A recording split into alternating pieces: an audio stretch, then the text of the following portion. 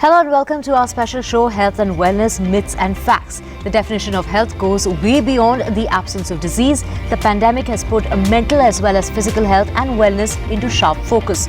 The awareness of health issues is important for visibility and community. The chronic diseases are the major cause of death and disability worldwide. The total number of people dying from chronic diseases is double that of people succumbing due to infectious diseases. The two most common and leading causes of death and diabetes are health as well as heart disease. Altered lifestyle is a common risk factor in all major chronic diseases. With the pandemic, the chronic diseases are on a rise. The absence, inaccessibility or inaccuracy of information about chronic illness causes a lack of knowledge, which is worsened by myths and fears. Advice from our experts will help our viewers get medically correct and actionable information so that they can act accordingly. If you have any questions you would like to ask them, send them to us via WhatsApp to the following number, that's +91 9167 666941. That's the number to send your questions. Do send us your name as well as your location. We have with us today Dr. Ali joining us, consultant physician and diabetologist, Apollo Hospitals, Dr. Ali's True Care Clinic in Hyderabad. We also have Dr. Mohiuddin. He's a diabetologist, critical care specialist of Zoe Hospitals in Hyderabad. And also with us is Dr. Pralhad Kelavkar, a consultant internal medicine, Kelavkar Medical Center in Kolhapur. Thank you so much, doctors, for joining us today. First, let me take my question to Dr. Ali. We have a WhatsApp question from Australia. Rohan Das has written in asking that he's heard of type 1 and type 2 diabetes as well as gestational diabetes, but he's been diagnosed with MODY, that's the majority onset diabetes of the young. What kind of diabetes is this? Dr. Ali, if you could answer that. Yeah, good afternoon, everyone. Good afternoon to my eminent colleagues who are on the panel today. So this is actually, it's a very good question, as most of the population has no or less awareness about this type of diabetes. So MODY is actually maturity onset diabetes of the young, and it is a rare genetic condition.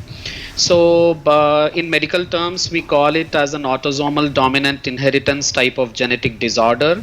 So it is caused by a mutation in a single gene. So for example, if a parent has this gene mutation, any child they have has a 50% chance of inheriting it from them. So if a child does inherit the mutation, then they will generally go on to develop MODY before they are of age 25 years. Whatever their weight might be, or their lifestyle, or the ethnicity they belong to, it doesn't matter. So it is frequently characterized by the onset of elevated blood sugars caused by the impairment of insulin secretion, and there could be minimal or no defects in insulin action. So to date, at least there are 14 different genes which have been reported to cause diabetes, this type of diabetes, that is MODY. So let me just quickly tell you what are the key features of MODY so that we understand it in a better way. So being diagnosed with diabetes under the age of 25, that is MODY for you, and having a parent with diabetes or with diabetes in 2 or more generations, as I've already told earlier, that if a parent has this gene mutation, any child they have has a 50% chance of inheriting it from them. So that is one more feature of MODY, and not necessarily every MODY patient will require insulin always. That is a good thing because of the fear of insulins and needles. MODY is very rare when compared to type 1 or type 2 diabetes, but because MODY is so rare that many of the doctors may not be aware of it. So it's estimated that about 90% of the population with it are mistakenly diagnosed with type 1 or type 2 diabetes at first. So so before I end this explanation, I just wanted to say that to make sure patient gets the right treatment and advice for the type of diabetes, it is important to diagnose MODY. But for example, to start insulin or to stop insulin, which was already started thinking that it was type 1 diabetes, as there is a 50% chance of parent passing on MODY to their child. One can also consider and discuss the risk to any children or planning to have children to have, counsel them. So genetic testing can be offered to family members as well to diagnose it on time. And if a person or if a family member thinks that he might have MODY, he should get tested and discuss it with the Right. doctor. So the treatment options are, again, insulin is one of the treatment options, and there is one type of oral drug called sulfonylurea which is also given. Right. So these are the treatment options. Right. Thank you so much, Doctor. My next question is for Dr. Pralhad Kelavkar. Rahul Nayyar has sent us this question from Chennai. He's messaged that he recently recovered from COVID, which was presumably the Delta variant. He says he's 45 and has no other issues than the loss of taste. He's saying that he's recovering slowly, but is asking, should I go for an immediate heart checkup as a precautionary measure? Dr. Kelavkar? Now you asked the question, which is a very interesting question, which is really an eye-opener. There were asymptomatic patients with troponin which were very high, which definitely had some or the other cardiac injury, but with normal troponins, the cardiac injury was not seen. And this was recorded by a study which was done in Germany. About 100 COVID positive patients and 100 similar age group and all other things were done with the normal people, and out of which 72% had some myocardial problem in the form of injury, and other had some edema, and these people need to be investigated. So as a proactive or as a precautionary or a preventive way, it is better to get yourself investigated by a cardiologist who will probably advise you a cardiac magnetic resonance imaging and see whether your heart functions are normal, there is no scarring, no injury, etc. Thank you so much, Doctor, for that. My next question is for Dr. Mohiuddin. We have another WhatsApp question. However, the person has not put in their name or their location, but has asked that my fasting blood sugar has been slightly elevated for the last 3 months, but my HbA1c is well within the normal range. Is this a problem? Doctor? Is this okay? Yes, please go ahead. Dr. Mohiuddin, please go ahead. Okay, am I audible? Yes, we can hear you. Please go ahead. All right, good afternoon, everybody, and thank you for having me on board. And I think it's a great initiative by NDTV to create awareness about health. Coming to the fasting blood sugar levels, it can be erratic sometimes, but the global consensus and then the American Diabetic Association guidelines says that you treat diabetes based on HbA1c levels. If your HbA1c levels are under control, that itself says that you have a very good glycemic control. HbA1c is nothing but a glycosylated hemoglobin. It does have a metabolic memory. Right, thank you so much, It does Doctor. have a metabolic memory, and am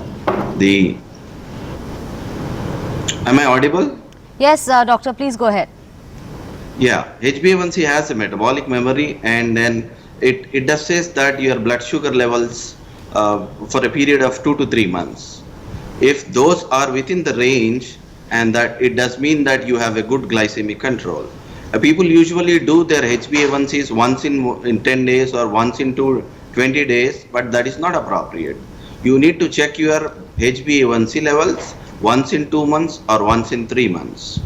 So the half-life of RBC is around 120 days. So the glycosylation will be for only 120 days, and then that itself indicates that HbA1c, you have to check it once in 2 months or 3 months, and people doing in 10 days or 20 days is not appropriate. Right. Thank you so much, Doctor, for explaining that to us. My next question is for Dr. Ali. Dr. Ali, what is insulin resistance and which age group have the highest prevalence of insulin resistance? Dr. Ali? Yeah. So actually there are two parts, two questions in this. So let me come to the first part of the question. So before we understand insulin resistance, we need to understand what is insulin. Insulin is a hormone made by the pancreatic cells which help glucose in our blood to enter cells in the tissues such as muscles, fats and liver, where this glucose is used for the energy. Obviously, glucose comes from the food we eat. So insulin resistance is when these cells, particularly muscles, fats and liver, don't respond well to the insulin and can't easily take up glucose from the blood. So what happens is, as a result, the pancreas makes more insulin to help glucose enter the cells. As long as the pancreas can make enough insulin to overcome the cells weak response to insulin, the blood glucose levels will stay in the healthy range. But once the threshold is crossed, the blood glucose levels start raising. So when we talk about insulin resistance, one more term which is talked about in the same breath is prediabetes. So prediabetes means the blood glucose levels are higher than normal, but not high enough to be diagnosed as diabetes. So prediabetes usually occurs in people who already have some insulin resistance. So coming to the second part of the question which you asked about the age groups which have high prevalence of insulin resistance.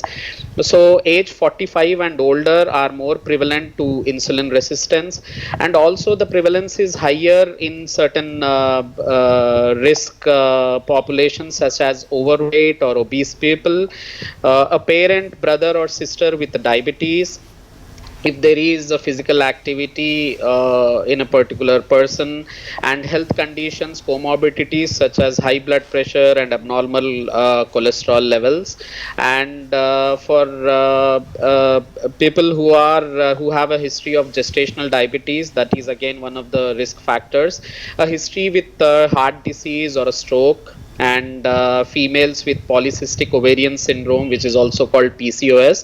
And one more important group of people who are most likely to develop insulin resistance or diabetes are the people with metabolic syndrome. That is, it is a combination of high blood pressure, abnormal cholesterol levels, large waist size, and obviously the insulin resistance. Right. Thank you so much, Doctor, for getting us those details. My next question is for Dr. Mohiuddin. There are many symptoms of diabetes that go unnoticed because we're unaware of it. Can darker skin on the neck be one of the symptoms? Dr. Mohiuddin? Yeah, dark skin or a dark band of patch over the nape of the neck usually says that there is high insulin in your blood. So the dark patch can be on the nape of the neck or in the armpits or in the groin. Such conditions, in terms of medical terminology, you call it as acanthosis nigricans. So it could be the first sign of diabetes, or it could indicate that the patient do have pre-diabetes. We should also be aware that pre-diabetes is a condition where people will land up into diabetes in coming years. There is a stage called pre-diabetes, and it might last for 6 years or more than 5 years, so that you can delay developing into the frank diabetes. So these symptoms indicate that the dark velvety patch over the nape of the neck, and then the groin, and then the armpits suggest that there is high insulin levels in the blood. So you need to be very cautious, and such things do happen, and it's indicating you. Whenever you notice that, you need to get yourself checked and then find out whether you are into the diabetes or not. Right, signs to look out for. My next question is for Dr. Kelavkar. The measurement of vital signs is an important part of a clinical workout. Looking at the increasing prevalence of new onset of diabetes, should blood glucose be tested in all patients who are hospitalized, and should it be considered as a fifth vital sign? Dr. Kelavkar? If you are a non-diabetic and you have been detected to be non-diabetic, you don't have any family history, there is no need to check your blood sugar for 3 consecutive years. Like you can do it after every 3 years. But if you are overweight, you are more than 45 years, you have a strong family history of type 2 diabetes, your physical activity is very less than 3 times a week, and especially females who had gestational diabetes, if you have an Indian origin, you have a non-alcoholic hepatitis or fatty liver, and your waist hip ratio is high, and when you're born, your weight was pretty high, you're a high weighted baby, then it is better to get your blood sugars done regularly. And I don't think it is a part as a very essential one, but normally we do blood sugar levels in all the patients who are hospitalized, because we don't know whether the patient is diabetic or non-diabetic, because patient can be asymptomatic in spite of the fact that the sugar levels are very high or he is a diabetic. By the time diabetes is detected, it can take about 8 years, which you should all know. Right. Thank you so much for answering that question. If you have questions you would like to get answered by our expert doctors, send them to us via WhatsApp to the following number. That's +91 9167 666941. Do send us your name as well as your location. With that, we're taking a short break. Lots more on the other side.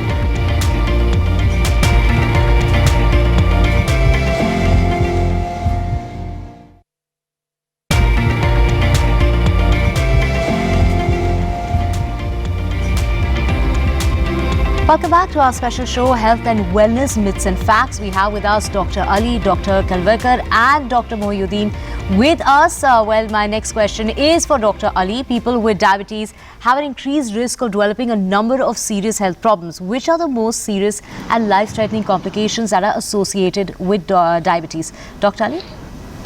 Yeah, the serious health problems are called complications of diabetes. So they can be broadly classified into microvascular and macrovascular complications. So microvascular could affect your nerves, which is called diabetic neuropathy. So increased blood sugar levels damage the nerves in the peripheral nervous system. So this may result in pain or numbness kind of symptoms. So feet wounds may go undetected for many of the patients who have increased blood sugar levels. They get infected and they might lead to gangrene. So this is one of the complications. One more microvascular complication is pertaining to the kidneys. So they damage the small blood vessels, and excess blood glucose overworks the kidneys, resulting in diabetic nephropathy. And the third microvascular complication is pertaining to the eyes. So high blood glucose and high blood pressure also have been contributing and can damage eye blood vessels, causing diabetic retinopathy, cataracts and glaucoma. And what about let us come to macrovascular complications of diabetes. So one is pertaining to the brain. So there is always an increased risk of strokes and cerebrovascular diseases. And the next macrovascular organ which is being affected is heart. So insulin resistance increases the risk of coronary heart disease. And the other macrovascular complication of diabetes is pertaining to the extremities and limbs. Peripheral vascular disease results from narrowing of blood vessels, and this increases the risk of reduced or lack of blood flow to the legs or to certain part of the limb. So all these are chronic complications. We again have a certain set of acute complications such as hypoglycemia, hyperglycemia, and in medical terms we call DK or hyperosmolar hyperglycemic state. These are acute complications. So why every physician always stresses upon the perfect glycemic control for every diabetes patients is because to avoid these complications in patients. So the higher the HbA1c level, the more one is at risk of developing complications. So what is HbA1c? HbA1c is glycosylated hemoglobin. So this is made when glucose sticks to the blood cells and builds up in the blood. So it's measured by a blood test that shows the average blood sugar levels over the last 3 months. So, but obviously, it's not just only blood sugars, high blood pressure, smoking, and increased blood cholesterol levels can also contribute to these complications. But yes, the perfect glycemic control has to be achieved in every patient in order to avoid all these complications. Right. Thank you so much, Doctor, for explaining that to us. My next question is for Dr. Mohiuddin. Many people with diabetes feel their feet and legs tingling like pins and needles, and pain worsens at night. What can be the reason? Is it preventable? What kind of precautions should be taken? Dr. Mohiuddin. No, there was a technical glitch. Could you please come again with the question, please? Right. Dr. Mohiuddin, many people with diabetes feel that their feet and legs are tingling like pins and needles. The pain worsens at night. What can be the reason? Is it preventable? And what kind of precautions should be taken? All right. The symptoms are very simple, and then these are called as diabetic neuropathy. And the patients with the duration of diabetes for more than 5 years or 10 years, and the patients with poor glycemic control, those blood sugars are not under good control, might have these complications. You call it as diabetic neuropathy. And then because what happens is the nerve fibers either doesn't function appropriately, or they might function in an abnormal way. So the nerve fibers which are not functioning the patient will have the symptoms of numbness and tingling, and the nerve fibers which are functioning abnormally will have the sensations of pain and other neuropathic symptoms. So this is not preventable, because once the nerves are damaged, that can't be replaced. What you can do is you can halt the progression of neuropathy. You can halt from developing new symptoms. How would that happen? That can happen with good glycemic control. You need to have strict glycemic control, and you also need to have a lifestyle modification. Like, you need to control your blood pressures, you need to control your lipids, and you need to have an adequate aerobic exercise for 30 to 45 minutes, at least twice a week. So that will bring up your blood glucose under control, and that will help prevention of progression of diabetic neuropathy. All right, and there are certain medications which will help in relieving the pain. Those are all medications that will act towards the nerve endings and helps in relieving the pain. Right. Absolutely. So exercise is key to stay healthier and fitter for sure. My next question is for Dr.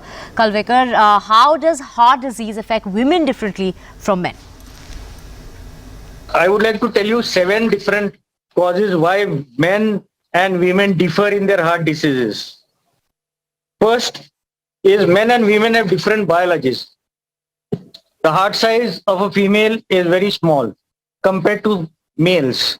The second difference is men and women experience cholesterol built up in very different ways. Mainly in men, the major coronary arteries are clogged. But in females, small vessels get involved, which supply the heart. Men and women may have different symptoms. In females, patient may present with just plain nausea, sweating, vomiting, pain in the neck, jaw, throat, and back, and they may have a myocardial infarction. Now, one more thing is, many women mimic just like a heart attack.